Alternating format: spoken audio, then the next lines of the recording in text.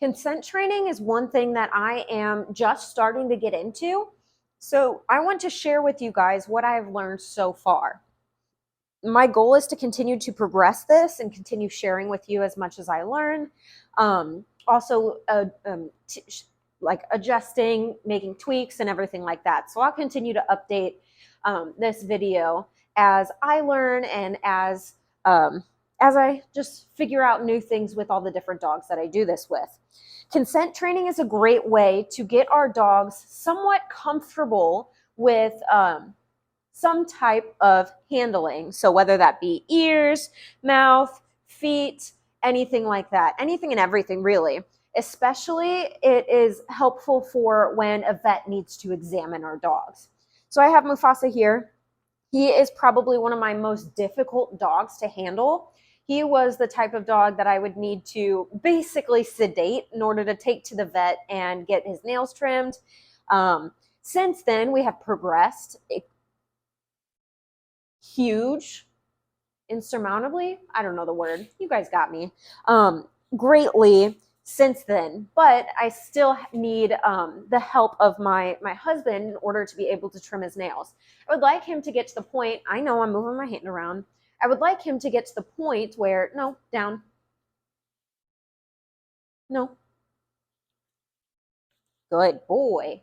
I would like him to get to the point where I don't necessarily need my husband in order to trim his nails, where I can do it on my own. So the first thing you need with consent training is, well, the first two things. The first one is an automatic leave it. The second one is a boundary. So boundary training. I'm going to use this chair back here as his boundary. So I'm going to, don't make a fool out of me. Don't steal that food, bud. Good boy. I'm going to use this chair, surprisingly. Good boy. Climb.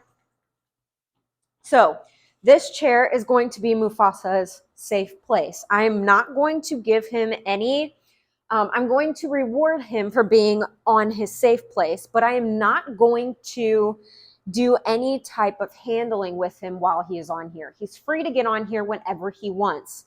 So I'm going to start by powering it up. Free.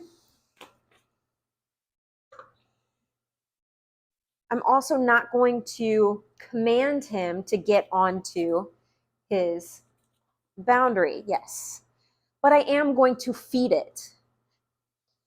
If you guys have played the disengagement game, then it is the exact same way. So I'm going to do 3 on the boundary. In this case, a chair. Typically, I'll use a raised bed. And then 1 off of the boundary. Free. So he ends up learning that there is more value on the chair, on the boundary, than there is off of the boundary.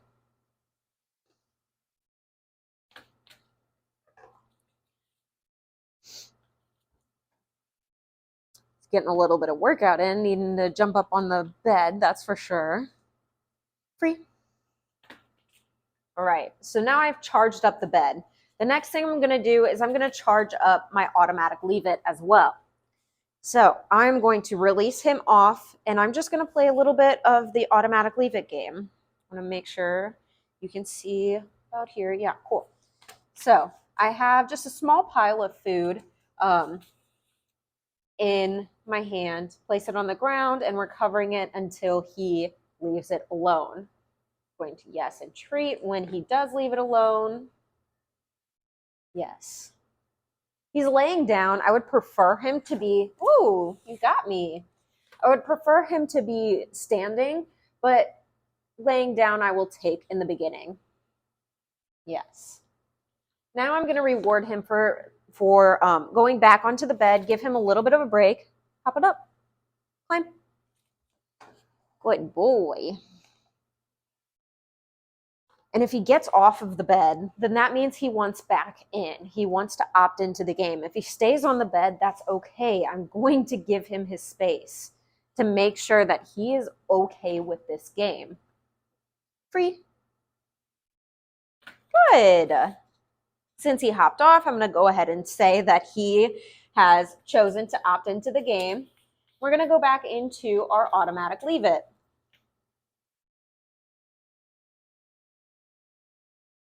Now I have a little bit of a trustworthy automatic leave it. I want him focused on that food. And I'm going to start very simple by giving him a pet. And I want him to remain as focused as possible on this food as well. Yes. So I pet him. He stayed focused on the food. So I'm going to give him a yes and treat. Again, I want that focus on the food. Yes. And treat. Now I'm going to free him back on the boundary. Climb. Good boy. Just to give him a little bit of a break. I'm going to see if he wants back into the game. If not, we can end this here. I will end the video if he becomes too stressed, if he doesn't want back into the game, but we'll see how it goes. The first step is really just teaching him free that that automatic leave it needs to be so strong that he's not going to touch it. You really make this hard to record, bud. There you go. That's better.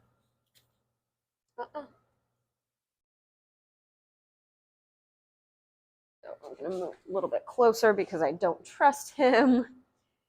So while he is paying attention to the food, we can progress this from a pet, yes, to looking in the ear, yes.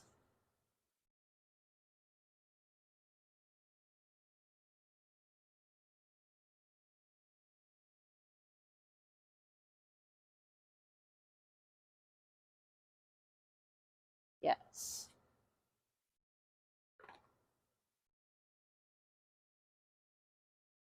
Yes.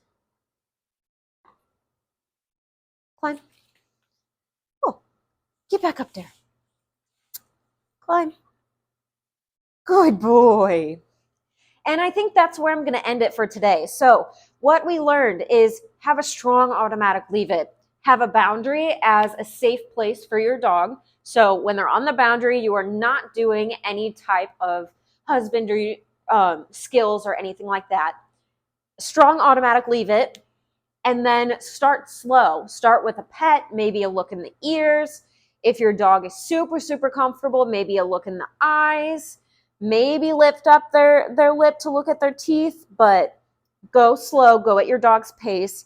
Eventually, I will get to the point where I can do a full abdominal exam. I can lift up paws, but that'll come as I continue to work with him, and I'll continue to post updates as well. If you guys have any questions or are struggling with this, let me know, and I'll be more than happy to help you out and work with you with it.